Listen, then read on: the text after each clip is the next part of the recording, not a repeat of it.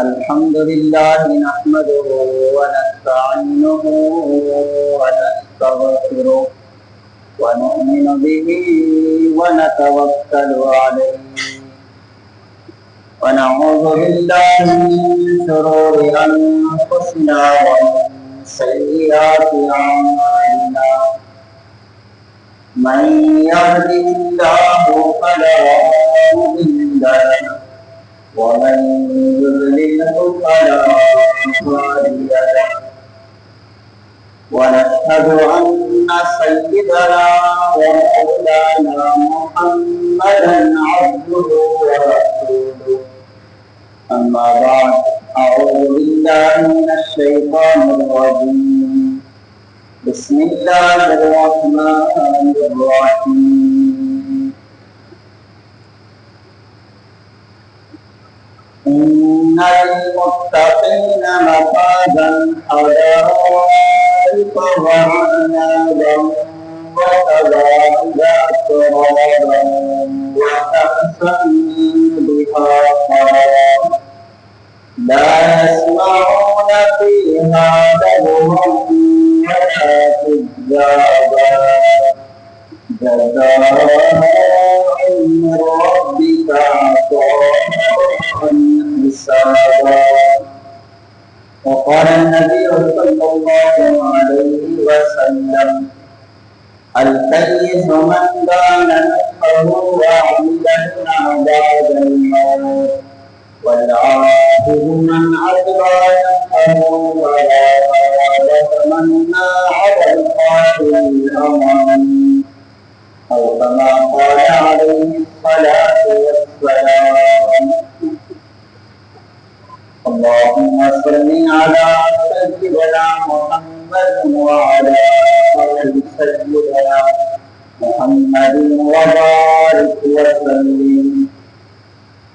میرے محترم ساتھیوں، اللہ تعالیٰ نے ہمیں اپنے گھر میں اپنے عظیم فریضے کی ادائیگی کرنے کی توفیق عطا فرمائی اور کچھ دیر بیٹھ کے اپنے اللہ کی بڑائی سننے سنانے کی اور اللہ کا تعارف سننے سنانے کی اور اللہ کی محبت کو حاصل کرنے کے لیے بیٹھ کے اللہ کو یاد کرنے کی توفیق عطا فرمائی. اس میں ہم اللہ تعالیٰ کا شکر ادا کریں، اس لیے کہ اللہ تعالیٰ کا فرمان ہے ان شکرتم لازیدنکم. اللہ کی طرف سے ملی ہوئی نعمت پہ شکر ادا کرنا، اللہ تعالیٰ اس نعمت کو اس کی وجہ سے اور بڑھا دیتے ہیں. اور پھر انسان اپنی ذات کے اعتبار سے کچھ بھی نہیں ہے. لا حول ولا قوت الا باللہ. نیکی کرنے کی توفیق اور گناہ سے بچنے کی قوت اور طاقت یہ اللہ جل شانہ کی توفیق سے ہوتا ہے. میرے دوستو، اللہ تعالیٰ نے مجھے اور آپ کو اس امتحان گاہ میں بھیجا ہے اور اس دنیا کی امتحان گاہ میں ہم نے اپنی آخرت کی زندگی کو کامیاب بنا کے یہاں سے جانا ہے. اللہ تعالیٰ نے ہمیں دنیا میں بھیج کر اس دنیا کے اندر اللہ تعالیٰ نے کچھ کام کرنے کا کہا، کچھ کاموں سے بچنے کا کہا اور جن کاموں کو کرنے کا حکم دیا انہیں نیکی کہا جاتا ہے اور جن سے بچنے کا حکم دیا اسے گناہ کہا جاتا ہے. اور جن کاموں کے کرنے کا حکم دیا اس کے کرنے سے اللہ تعالیٰ خوش ہوتے ہیں اور جن کاموں سے بچنے کا حکم دیا ان کے کرنے سے اللہ ناراض ہوتے ہیں. اللہ تعالیٰ نے انسان کی دنیا آخرت کی کامیابی کو اپنی بندگی کے ساتھ جوڑا اور اللہ کی بندگی میں کامل درجہ یہ ہے کہ انسان تقوی اختیار کرے. اسی لیے اللہ تعالیٰ قرآن مجید میں بارہا متقین کی صفات بیان فرما رہے ہیں اور تقوی کا حکم دیتے ہیں اور تقوی پر انعامات کا اعلان فرماتے ہیں. اب یہ تقوی کیا ہے جو ہم بارہا سنتے ہیں اس تقوی کو ہمیں سیکھنے اور سمجھنے کی ضرورت ہے۔ تقوی یہ ہے کہ ہم اللہ تعالیٰ کی محبت میں اللہ کی نافرمانی نہ کریں، یہ تقوی کہلاتا ہے۔ اب یہ تقوی ہمیں حاصل کیسے ہوگا؟ اس کے لیے ہمیں اللہ تعالیٰ کو پہچاننا ضروری ہے۔ جب انسان کسی چیز کو پہچان لیتا ہے، اس کی قدر و قیمت، اس کی اہمیت اس کے سامنے ہوتی ہے، پھر انسان اس چیز سے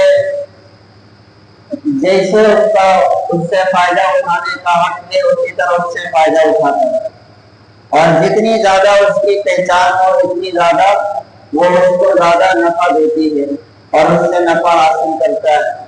تو اللہ تعالیٰ کا تقوی حاصل کرنے کے لیے اللہ تعالیٰ کو پہچاننا ضروری ہے کہ ہم اللہ تعالیٰ کو پہچانیں کہ اللہ تعالیٰ ہے کون۔ اللہ تعالیٰ اس ساری کائنات کو بنانے والے ہیں، اللہ تعالیٰ اس ساری کائنات کے نظام کو چلانے والے ہیں، اللہ تعالیٰ اس ساری کائنات کی مخلوقات کی ضروریات کو پورا کرنے والے ہیں۔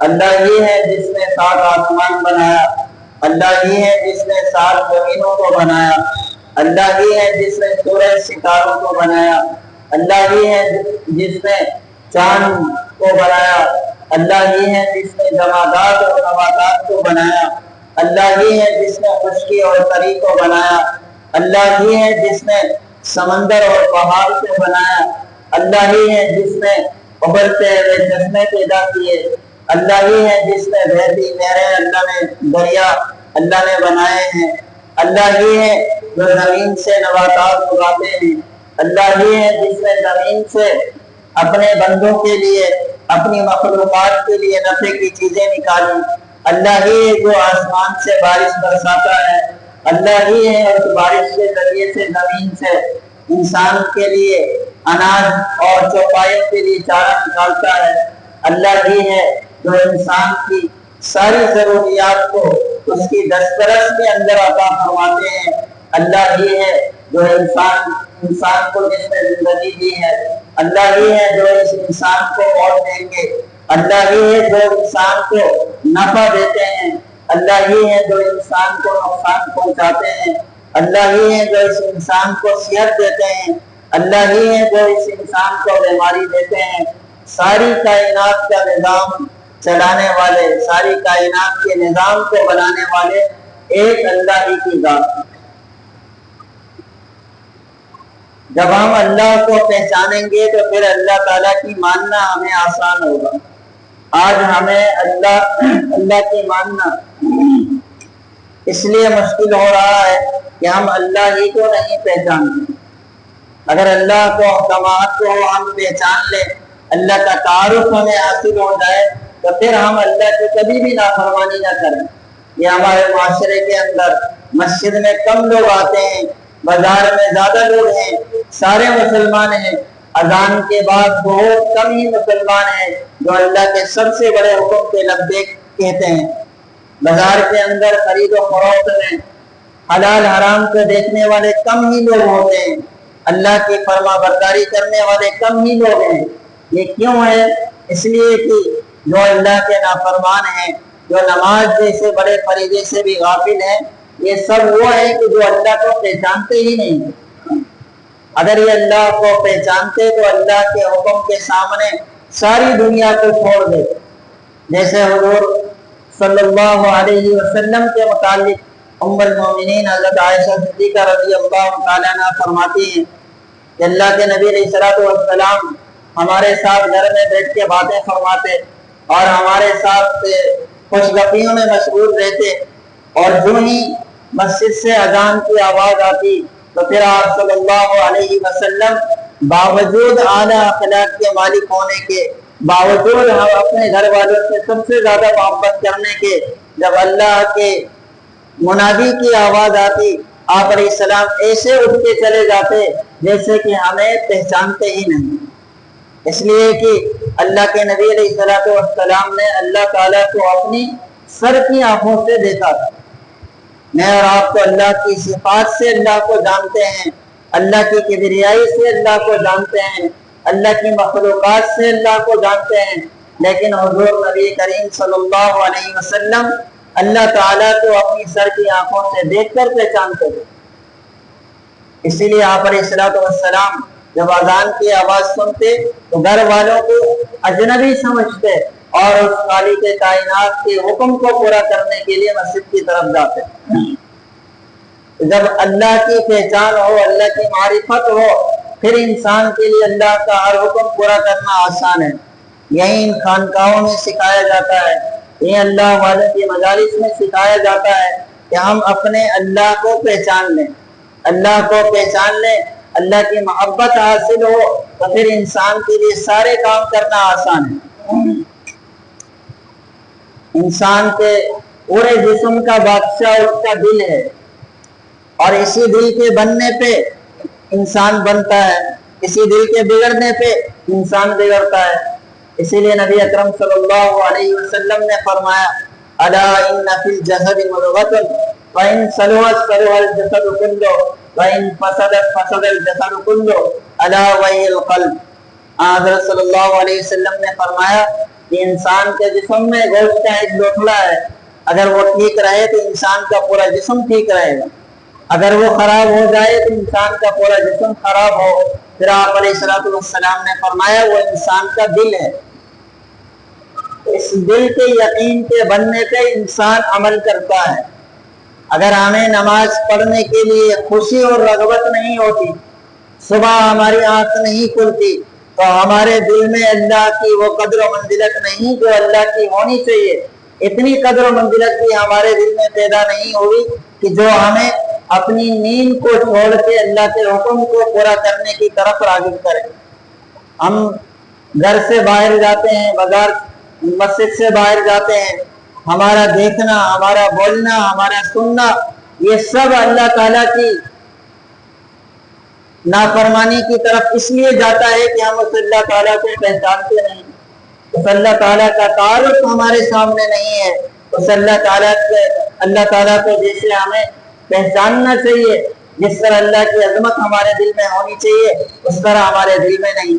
اس لیے ہمارے لیے آنکھ سے گناہ کرنا آسان ہے، زبان سے گالن گلوچ دینا آسان ہے، کسی کے لیے برا سوچنا آسان ہے، کسی کے ساتھ دھوکہ کرنا آسان ہے. اس لیے میرے دوستو، انسان اللہ کو پہچانے تو اس کے لیے اللہ کی بندگی آسان. صحابہ کرام رضی اللہ تعالیٰ عنہ مجمعین کی زندگیاں وہ اللہ کے لیے سب کچھ چھوڑنے کو تیار ہوتے. آج ہم اللہ کے لیے کچھ بھی چھوڑنے کو تیار نہیں ہوتے. آج ہم اپنی خواہشات کو اللہ کے لیے چھوڑنے کو تیار نہیں ہوتے، جبکہ صحابہ کرام اپنی ضروریات کو اللہ کے لیے چھوڑ دیتے. جب تک ہم اللہ کو پہچانیں گے نہیں، تب تک ہمیں اللہ تعالیٰ کی کامل بندگی نصیب نہیں ہوگی. اور اللہ کو کیسے پہچانیں گے؟ ایسی مجالس میں بیٹھ کے، جن مجالس میں اللہ کی پہچان کروائی جاتی ہے، اللہ کی محبت سکھائی جاتی ہے، اور ایسی مجالس میں جن مجالس میں اللہ کو اللہ کے ناموں سے، اللہ کی صفات سے اللہ کا تذکرہ کیا جاتا ہے اور اللہ کا ذکر کیا جاتا ہے. اور جب انسان دنیا کے ماحول میں بیٹھتا ہے، دنیا کی رنگینیوں میں ہوتا ہے، اور یہ انسان اللہ سے غافل ہوتا ہے، تو اللہ کے نبی علیہ الصلوۃ والسلام نے فرمایا کہ ہر چیز میں زنگ لگتا ہے، اور پھر ہر چیز کے زنگ کو اتارنے کے لیے کوئی نہ کوئی آلہ ہوتا ہے. آپ علیہ السلام نے فرمایا انسان اس دنیا کی زندگی میں جب ہوتا ہے تو اس کے بھی دل میں زنگ لگ جاتا ہے، اور جس طرح ہر چیز کے زنگ کو اتارنے کا آلہ ہے، اسی طرح انسان کے دل کے زنگ کو اتارنے کا بھی آلہ ہے. اور فرمایا وہ اللہ کا ذکر ہے، اللہ کے ذکر سے انسان کے دل کا زنگ اتر جاتا ہے.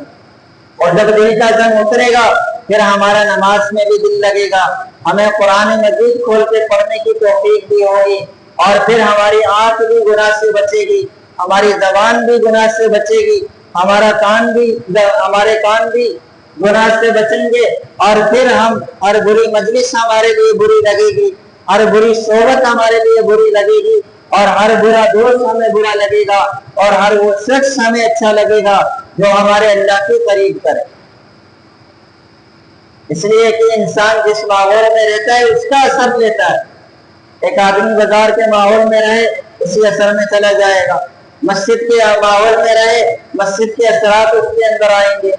اللہ کے نبی علیہ السلام نے فرمایا المرء علی دین جلیسہ، کہ آدمی اپنے دوست کے دین پر ہوتا ہے، دوست کے مذہب میں ہوتا ہے۔ اور پھر دوسری روایت میں فرمایا المرء علی دین خلیلہ، آدمی اپنے دوست کے دین پر ہوتا ہے۔ فلینظر الی من یخاللہ، بس دیکھے کہ کون کس کو دوست بناتا ہے، کس کے ساتھ اٹھتا بیٹھتا ہے، آپ کی ہم نشینی کس سے ہے، آپ کا تعلق کس سے ہے، کن لوگوں کے ساتھ اٹھتے بیٹھتے ہیں۔ اس لیے کہ جس طرح کے لوگوں کے ساتھ اٹھک بیٹھک ہوگی اسی طرح کے لوگوں کی صفات اپنے اندر آپ محسوس کریں گے۔ نمازیوں کے ساتھ بیٹھیں گے نمازی بنیں گے، نیک لوگوں کے ساتھ بیٹھیں گے نیک بنیں گے، بے نمازیوں کے ساتھ بیٹھیں گے تو بے نمازی بنیں گے۔ اس لیے میرے دوستو، تقوی کے حصول کی بنیاد یہ ہے کہ ہم اپنی مجالس کو، ہم اپنی اٹھک بیٹھک کو ایسے لوگوں کے ساتھ رکھیں جو ہمیں اللہ کے قریب تو کریں، اللہ سے دور نہ کریں۔ اور پھر سب سے زیادہ تقوی کے حصول کا ذریعہ یہ ہے کہ ہم خود کو ایسی مجالس کے ساتھ باندھے رکھیں، ایسے مجالس کے ساتھ جوڑیں جن مجالس میں اللہ کی یاد ہوتی ہو، جن مجالس میں بیٹھ کے ہم اپنے دل میں اللہ کی محبت کو پاتے ہوں۔ صحابہ کرام رضی اللہ تعالیٰ عنہم اجمعین نبی اکرم صلی اللہ علیہ وسلم کی مجالس میں بیٹھتے اور پھر فرماتے اللہ کے رسول ہم آپ کی مجلس میں بیٹھتے ہیں تو ایسے محسوس ہوتا ہے کہ ہم اللہ کو اپنی آنکھوں سے مشاہدہ کر رہے ہیں، اللہ کا مشاہدہ ہم اپنی آنکھوں سے کر رہے ہیں، جنت کا مشاہدہ ہم اپنی آنکھوں سے کر رہے ہیں، جہنم کا مشاہدہ ہم اپنی آنکھوں سے کر رہے ہیں، اور ہمارے دلوں میں اللہ کی محبت پیدا ہو رہی ہے، ہمارے دلوں میں جنت کا شوق پیدا ہو رہا ہے، اور ہمارے دلوں میں جہنم کا خوف پیدا ہو رہا ہے۔ اس لیے میرے دوستو، یہ ذکر کے حلقے ہیں، یہ ذکر کی مجالس ہے، اللہ والوں کی مجالس ہے جس میں ہم بیٹھ کے اس تقوی کو حاصل کر سکتے ہیں۔ یہ تقوی کے حصول کا یہ ذریعہ ہے اور سبب ہے۔ اور جب تک اللہ کے نبی علیہ السلام نے فرمایا اس زمین میں ایک بھی اللہ اللہ کہنے والا ہوگا تب تک اللہ تعالیٰ قیامت ہی نہیں لائیں گے۔ اس لیے کہ جب تک اللہ کے بندے اللہ کو یاد کرتے رہیں گے، اللہ کو نہیں بولیں گے، تب تک اللہ انہیں نہیں بولے گا۔ قیامت ہی تب آئے گی کہ جب اللہ اپنے بندوں کو بھول جائے۔ اللہ تعالیٰ کے ہاں بندوں کی قدر و قیمت نہیں ہوگی، اس لیے کہ جن بندوں کی قدر و قیمت ہوگی وہ بندے تو اللہ کے ہاں محبوب ہیں، وہ بندے تو اللہ کے ہاں پیارے ہیں، پھر ان کے لیے تو اللہ تعالیٰ نے جنت رکھا ہے، اپنا مہمان خانہ رکھا ہے۔ اور جو اللہ کے نافرمان ہیں، جن کی اللہ کے ہاں کوئی قدر و منزلت نہیں ہے، ان کے لیے تو اللہ کا فرمان ہے وقودها الناس والحجارہ، وہ تو جہنم کا ایندھن بنے۔ اللہ کرے کہ ہمیں یہ باتیں سمجھ میں آ جائیں اور بروقت سمجھ میں آ جائے، اور جتنا جلد ہمیں یہ باتیں سمجھ میں آئے اپنے آپ کو یہ سمجھا دے کہ ہم اللہ تعالیٰ کے سامنے ہیں، ہر وقت ہم اللہ کے سامنے موجود ہیں۔ اس لیے کہ ہم تنہائی میں بیٹھیں یا مجلس میں بیٹھیں، ابھی ہم یہاں مسجد میں بیٹھے ہیں یا مسجد سے باہر جا کے بیٹھیں، ہر حال میں اللہ ہمارے ساتھ ہیں، اللہ ہمیں دیکھ رہے ہیں، اللہ ہماری باتوں کو سن رہے ہیں، اللہ ہمارے دل کے گمان کو بھی جانتے ہیں کہ ہم دل میں کیا سوچتے ہیں، ہمارے خیال کو بھی اللہ تعالیٰ جانتے ہیں۔ اور جب یہ مشاہدہ اور یہ یقین ہوگا پھر ہمیں اللہ تعالیٰ کی بندگی کرنا آسان ہوگا۔ پھر ہم نماز میں ہوں گے تو نماز کے اندر ہی ہوں گے، ہم نماز میں کھڑے ہو کے اپنے محلے کی سیر نہیں کریں گے۔ پھر ہم جب قرآن کھول کے بیٹھیں گے تو قرآن ہی کی طرف متوجہ ہوں گے، دنیا کے خیالات میں نہیں ہوں گے۔ تو اللہ تعالیٰ کا تقوی حاصل کرنا، اللہ کی محبت حاصل کرنا ان مجالس میں بیٹھ کے یہ اپنے ایمان کو بچانے کے لیے سب سے زیادہ ضروری ہے۔ اس لیے کہ ایمان صرف ایمان والا ہوں کہنے سے نہیں بچتا، بلکہ ایمان کے لیے اعمال ضروری ہیں، اور اعمال انسان کے اندر تب آئیں گے کہ جب اعمال کا شوق ہو، اور اعمال کا شوق تب پیدا ہوگا جب اللہ کی ذات کا یقین ہو، اللہ تعالیٰ کا خوف دل میں ہو، اللہ تعالیٰ کے حاضر ناظر ہونے کا مشاہدہ ہو، پھر یہ انسان اللہ کی بندگی کو پورا کرے۔ اللہ تعالیٰ ہمیں ان باتوں میں عمل کی توفیق عطا فرمائے۔ تھوڑی دیر مل کے اللہ کا ذکر کر